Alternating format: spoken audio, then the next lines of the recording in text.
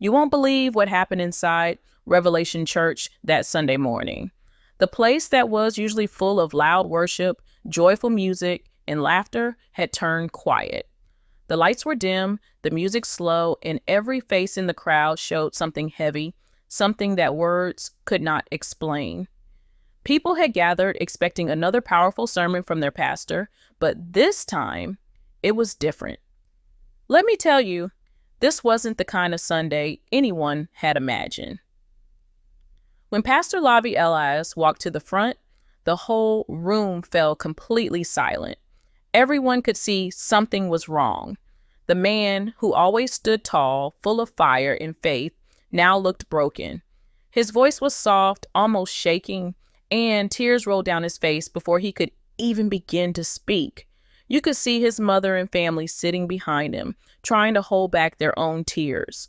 The atmosphere felt heavy, like the air itself was holding its breath. This is how the moment began that would soon become one of the most talked about days in Revelation Church's history. He took a deep breath and said quietly, "Sometimes even the strongest among us need to lean on others for strength." That one sentence hit everyone's heart. It was strange hearing it from him, the man who always prayed for others, who always had the answers. But here is the shocking part. That day, he didn't come to preach. He came to open up his heart. For the first time, Pastor Lovy wasn't the leader. He was the one who needed prayer. People in the audience started whispering. Some were already crying. Others just stared, not believing what they were seeing. For weeks before that Sunday, rumors had been spreading. Followers noticed that Pastor Lovy had stopped doing his usual live sessions. His social media had gone quiet. He wasn't posting his prophetic messages anymore. Fans began to worry. Some said he was sick. Others said he was tired. But this is where it gets interesting. The truth was something no one had guessed.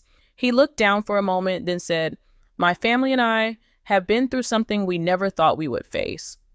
His voice cracked, and he tried to hold back his tears. You could see his pain, and the whole church could feel it. "We have cried behind closed doors," he said slowly, "but sometimes being honest is not a weakness. It's healing." The craziest part? This was coming from a man who had always been seen as strong, as the one who helped others heal. But now, destiny took an unexpected turn, and it was his turn to need healing. He continued, telling the church that a close relative in his family had fallen seriously ill.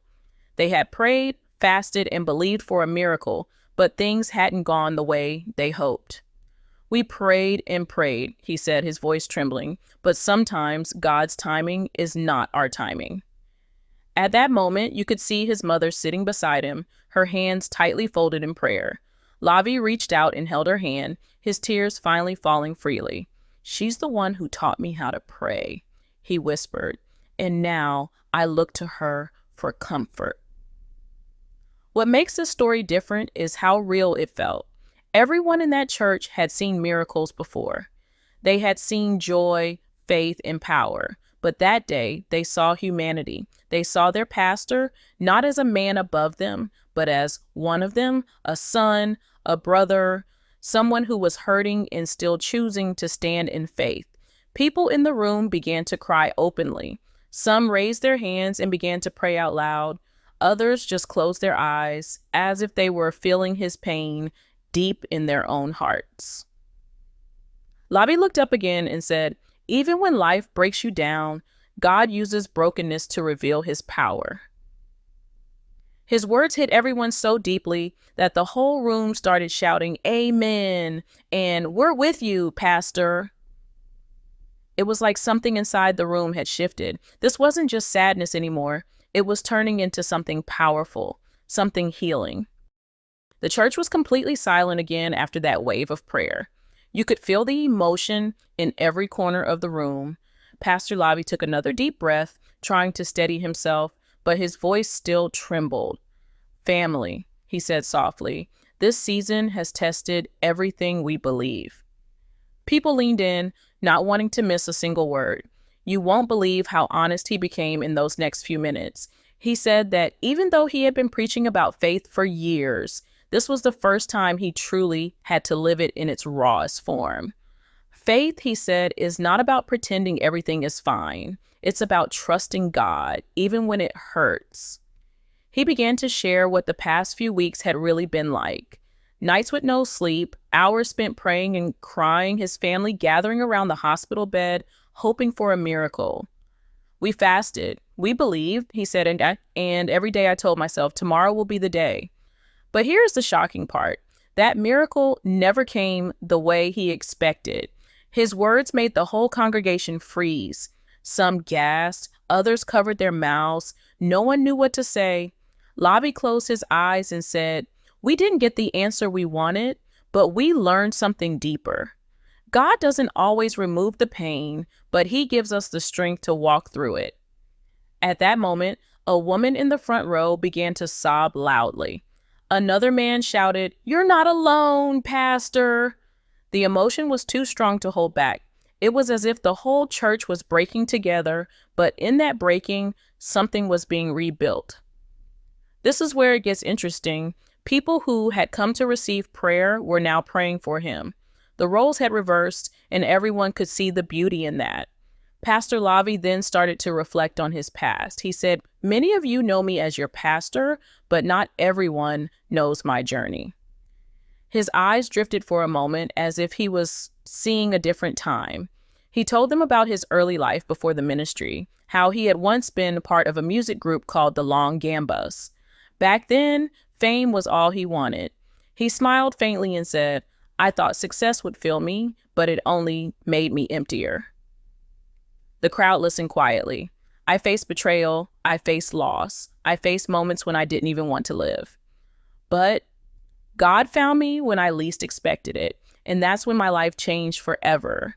But what makes this story different is that even after all those struggles, after finding faith and purpose, life still found a way to test him again.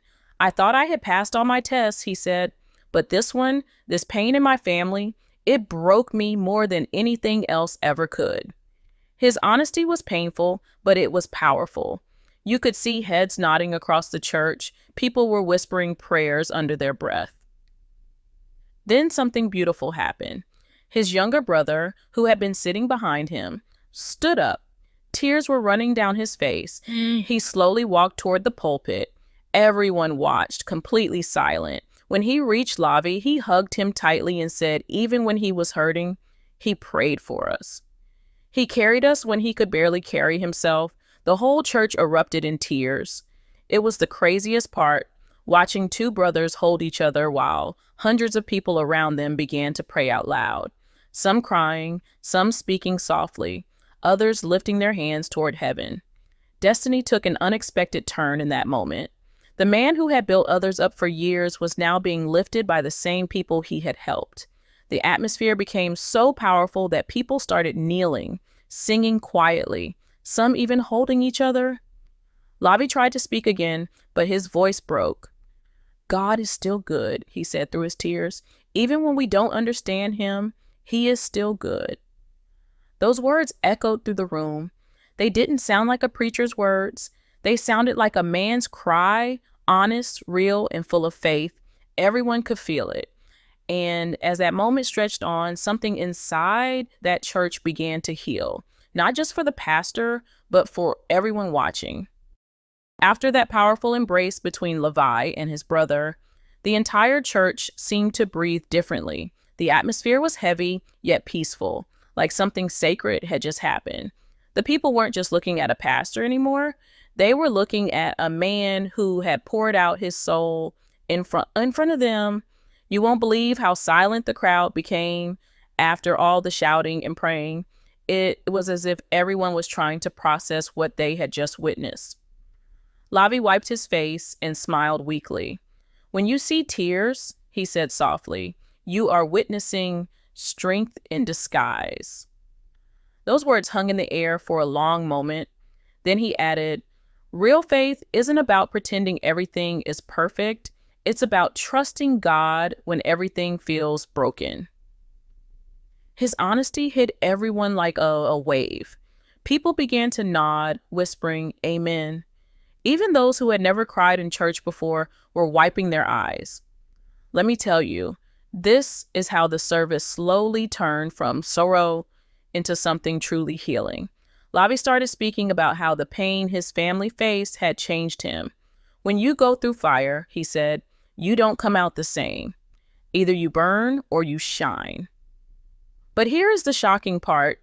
He admitted that there were nights when even he questioned his faith. I sat in the dark asking God, why me? Why my family? Why now? His voice broke again. But every time I wanted to give up, I remembered he never gave up on me. The crowd responded instantly. Some shouted, "Preach, Pastor." Others clapped and cried at the same time. You could see hope returning to people's eyes. This is where it gets interesting, because what began as a moment of weakness had turned into a movement of faith. People were no longer there just to listen. They were part of something real, the kind of moment that doesn't happen every Sunday, the kind that changes you. He then looked at the congregation and said, I have always preached about miracles, but now I understand that sometimes the miracle isn't healing, it's surviving. The craziest part was that nobody disagreed. They knew exactly what he meant. Many in that room had been through their own battles, silent ones no one else could see. In that church, for the first time, everyone felt seen. Everyone felt understood. As Lovy spoke, his mother reached over and placed her hand on his arm. She hadn't said a single word the whole time, but that simple gesture spoke louder than anything. It was a mother's quiet strength, the kind that stands unshaken even in storms. Lovy smiled at her, his eyes still wet. She's prayed for me every day of my life, he said, his voice trembling again. Even when I thought no one was praying, she was. The people clapped softly, some whispering, "Thank you, Mama." Then Lovy said something that made everyone stop. Do you know what I've learned through all this? He asked, his eyes scanning the crowd. God's light shines the brightest through our cracks. The line spread like fire through the room. People began shouting again. The choir started humming softly, and it felt like the church had come alive in a new way. What makes this story different is how one man's heartbreak brought hundreds together. It wasn't about miracles or prophecy this time. It was about humanity, raw, open, and honest. And that's what made it unforgettable. The walls that usually separated pastor and people disappeared that day. Everyone in that building became a family bound by one thing: faith through tears. By now, the news of that emotional service had already begun to spread beyond the church walls. Some people in the audience were recording, tears falling down their faces as they captured the moment on their phones. Clips of Lovy's message started appearing online within hours, shared across different platforms. People from other countries were already commenting, saying how the message touched them, how they too had been struggling but now felt hope again. But destiny wasn't done yet. This story was about to reach far beyond that one Sunday morning. In the days that followed that unforgettable Sunday, something incredible began to happen. Videos from the service spread like wildfire. People from around the world shared them, and the comment sections filled up with messages of love, support, and healing. You won't believe how quickly it all grew. Within just a few days, thousands of people were writing about how that moment had changed their hearts. Hashtags like #FaithThroughTears started trending, symbolizing strength through vulnerability. People began sharing their own stories of loss, struggle, and faith, saying that if Pastor Lovy could be honest about his pain, then so could they. Let me tell you, this is how one man's heartbreak turned into a wave of healing. Lovy later posted a video message online, his eyes still a little red, but his voice steady. He said, well, what my family and I went through reminded us that ministry isn't about perfection. It's about authenticity. Those words hit deep because they came from a man who had just lived them. We don't serve God because we have no pain, he said softly. We serve him because even in pain, he's still faithful. But here's the shocking part. Instead of losing followers, his community grew stronger.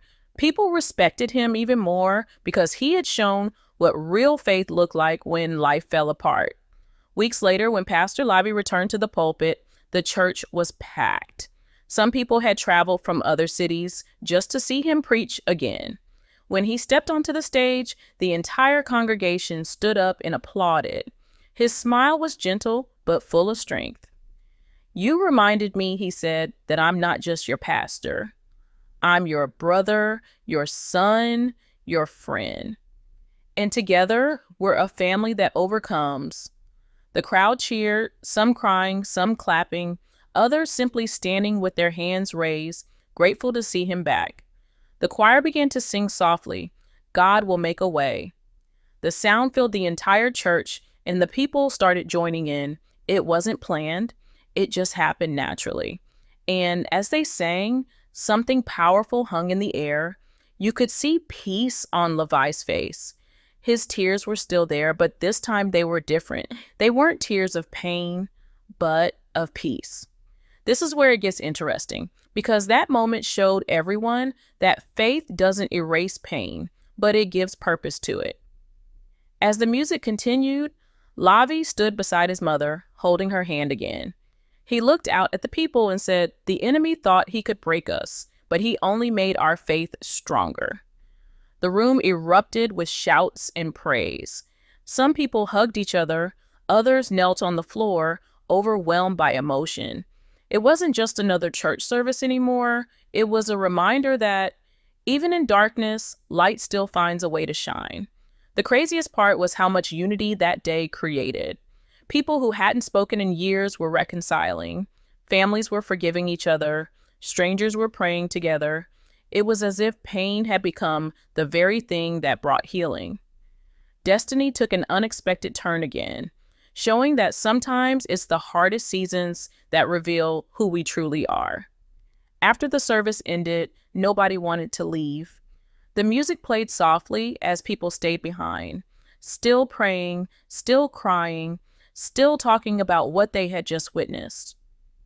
Some said it felt like heaven had touched earth for a moment. Others said it reminded them that no matter how strong someone looks, everyone needs grace, and everyone needs love. Later that evening, Lovy wrote one final message on social media. That Sunday, we didn't just have a service. We had healing, and he was right, because that day, Revelation Church didn't just witness a sermon, they witnessed transformation. What makes this story different is that it wasn't about fame or leadership or power. It was about humanity. It was about the kind of faith that survives, even when everything else breaks. And for everyone who was there, one thing became clear. When life breaks you down, God's light can still shine through your tears. That Sunday proved one simple truth. Even in your weakest moments, you can still find strength. And even in the middle of heartbreak, faith still stands tall.